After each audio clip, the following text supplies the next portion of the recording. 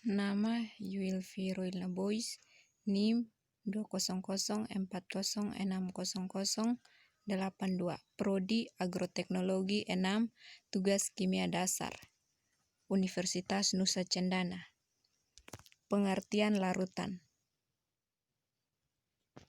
Teori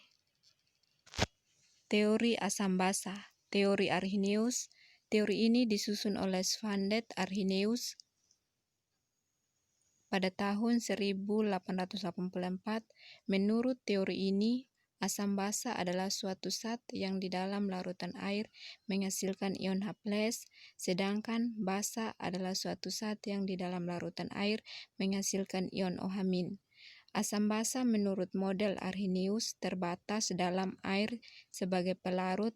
Menurut model ini, dalam reaksi asam basa terjadi perpindahan proton dari suatu sepsi ke sepsi yang lain. Sepsi yang dapat memberi proton disebut asam, molekul atau ion yang dapat diterima proton disebut basa.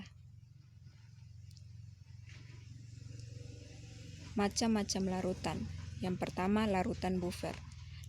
Larutan buffer adalah larutan yang terdiri dari asam lemah atau basa dengan garamnya disebut larutan buffer, atau larutan penyangga atau larutan datar.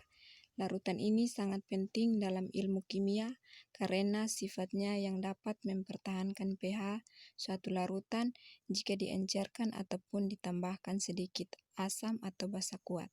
pH atau pOH dari suatu larutan buffer dapat dihitung dengan menggunakan persamaan Header-Noss.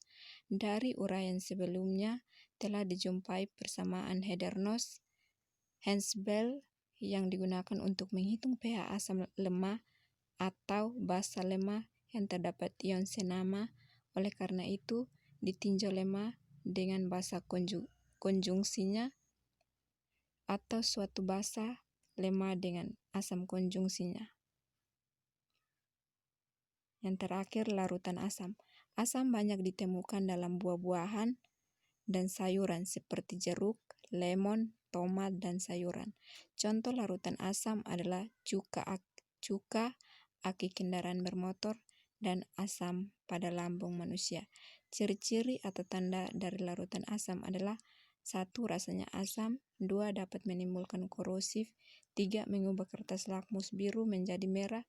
Sedangkan larutan basa adalah sabun mandi, pasta gigi, sampo, sabun cuci, obat mah, dan pupuk. Sekian dan terima kasih.